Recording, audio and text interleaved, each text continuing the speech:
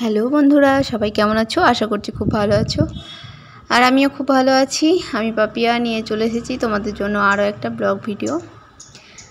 দেখো, গতকাল মানে শনিবার আমরা চলে গেছিলাম মায়াপুরের একটা শাখা মঠ সুবর্ণবিহারে। তো ওখানে মঠে আমাদের একটা নেমন্তন্ন ছিল খাবার জন্য, ওই জন্য গেছিলাম। আর ঠাকুরের জন্য একটু মিষ্টি নিয়ে গেছিলাম, তো সেটাই তোমাদের দেখিয়ে দিলাম। দেখো, এবার আমরা মঠের ভিতরে প্রবেশ করে গেছি। আমাদের যেহেতু একটু দেরি হয়ে গেছিলো, তাই খুব একটা বেশি লোকজন ছিল না মঠের মধ্যে। তো যাচ্ছি, আর ঘোষবাবু গাড়িটা রেখে তখন আসছে। তো চলো ভিতরে মঠটা একটু দেখে নাও। খুব একটা বেশি বড় না, ছোট মঠটা, তবু খুব সুন্দর, মানে বেশ ভালো, শান্ত নিরিবিলি পরিবেশ। এই জায়গাটাতে ছিল এগুলো সব তুলসী মঞ্চ। কি সুন্দর না দেখতে, বেশ অন্যরকম মঞ্চগুলো। যাই হোক, ঠাকুরঘরটা তখন বন্ধ হয়ে গেছিলো, সেজন্য আমরা প্রসাদ খেয়ে চলে যাব। আবার সন্ধ্যাবেলা আসবো আরতি দেখতে। কেন কি প্রভু বারবার বলছিলেন যে তোমরা এলে আর ঠাকুর দর্শন করলে না। তো সেই জন্য আমরা একটু যাচ্ছি তখন একটু ঘুরতে। তো ঘুরে আবার সন্ধ্যাবেলা আসবো। আর এই রাস্তাটা কেন দেখাচ্ছিলাম, খুব সুন্দর ছিল রাস্তাটা। দুই দিকে মাঠ ছিল, আর হচ্ছে বেশ মানে গাছগুলো, ঝোপগুলো খুব সুন্দর, ফুল ছোট ছোট যে সাদা সাদা এখন যে ফুলগুলো, বেশ ভালো লাগছিলো দেখতে। সেই জন্য ভাবলাম তোমাদের সঙ্গে একটু শেয়ার করি। আর দেখো, তারপর আমরা সন্ধ্যাবেলা চলে এসেছিলাম আরতি দেখতে।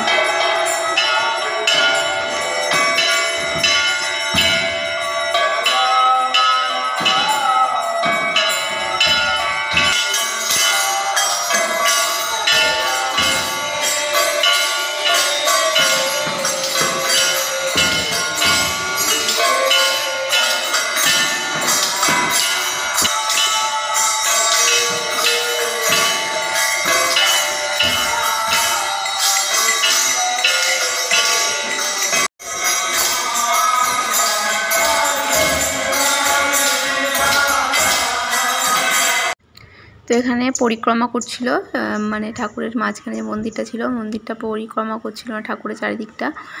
তো খুব একটা মঠটা বড় না বলে, শাখা মঠ যেহেতু, সে বেশি লোকজন ছিল না। তারপর ঠাকুর প্রণাম করে আমরা বাড়িতে চলে এসেছিলাম। আর আসার সময় প্রচুর ঝড় উঠেছিল, সেই জন্য আর ভিডিওটা শেষ করিনি। তো গুড মর্নিং, আজকে হচ্ছে রবিবারের সকালবেলার ভিডিও এটা। ঘোষবাবু সকাল সকাল বাজার থেকে নিয়ে চলে এসেছিলো আম। আর আমের এবার তো প্রচুর দাম, কেননা কোনো বাগানে আম নেই, তো সেই জন্য আম নিয়ে এসেছিলো। আর কলা নিয়ে এসেছিলো, আর নিয়ে এসেছিলো লিচু। ভাবলাম তোমাদের সঙ্গে একটু শেয়ার করি। লিচুগুলো না খেতে দারুণ ছিল। তো চলো আবার রান্নাঘরে দেখা হচ্ছে। দেখো, আমি দুপুরে রান্না বসিয়ে দিয়েছিলাম। আজকে করছিলাম চিকেন। আর দেখো, চিকেনটা প্রায় কষানো হয়ে গেছে। এবার আমি একটু জলটা ঢেলে দিই। আর তোমাদের সানডেতে কী কী মেনু হচ্ছে অবশ্যই কমেন্টে আমাকে জানিও। আর যারা নতুন বন্ধু আমার চ্যানেলটা ভিজিট করছো, অবশ্যই সাবস্ক্রাইব করে দিয়ে পাশে থেকো। চিকেনটা জল ঢেলে দিলাম। চিকেনটা কিন্তু দেখতে অনেক অন্যরকম হয়েছিল, কিন্তু ক্যামেরাতে একদম ভালো লাগে না। তারপরে দেখো, শাকটা কেটে নিয়েছি, আর আমার চিকেনটাও হয়ে গেছে। দেখো, পুরোপুরি রেডি হয়ে গেছে।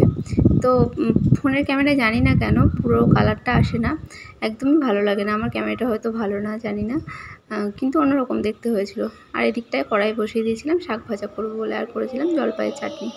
দেখো, কড়াইতে তেল দিয়ে দিলাম। আজকে তোমাদের অনুষ্ঠান বাড়িতে কিভাবে শাক মানে রান্না হয় সেটা তোমাদের সঙ্গে একটু শেয়ার করলাম। তো তোমরা প্লিজ স্কিপ না করে আমার পুরো ভিডিওটা প্রথম থেকে শেষ পর্যন্ত দেখো, আর আমার পাশে থেকো। আর অবশ্যই একটুও যদি ভালো লেগে থাকে লাইক কমেন্ট শেয়ার করে যেও। আর আমিও তোমাদেরকে অবশ্যই সাপোর্ট করবো, আর তোমরাও আমার পাশে থেকো। কড়াইয়ের মধ্যে শুকনো লঙ্কা দিয়ে শাকটা দিয়ে দিলাম, পরিমাণ মতো লবণ দিলাম। তারপর ভালো করে নাড়িয়ে নেব। শাকটা দিয়ে যেহেতু জল বেরোবে, তো ভালো করে মিশিয়ে নিতে হবে।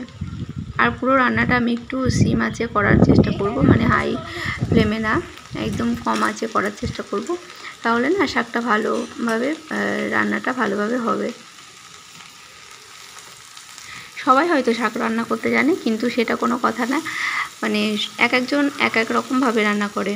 তো আমি আজকে যেভাবে রান্না করলাম, আমিও প্রত্যেক দিন এইরকমভাবে রান্না করি না, আমিও আলাদা আলাদা রকমভাবে রান্না করি। তো আজকে কীভাবে রান্না করলাম সেটাই তোমাদের সঙ্গে একটু তুলে ধরলাম।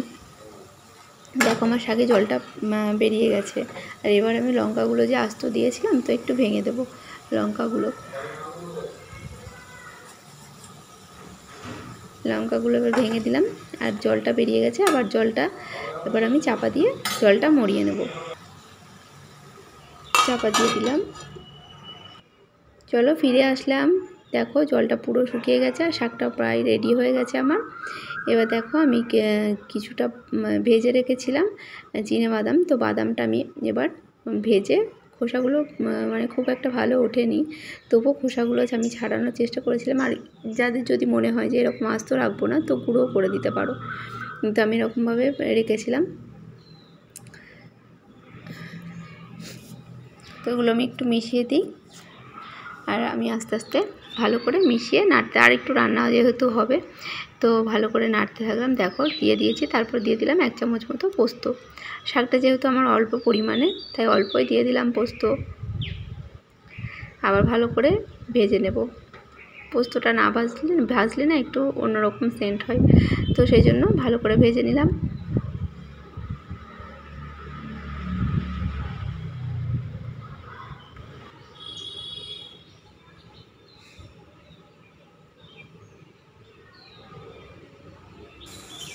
এবার চলো নামিয়ে নিয়ে ফিরে আসছি।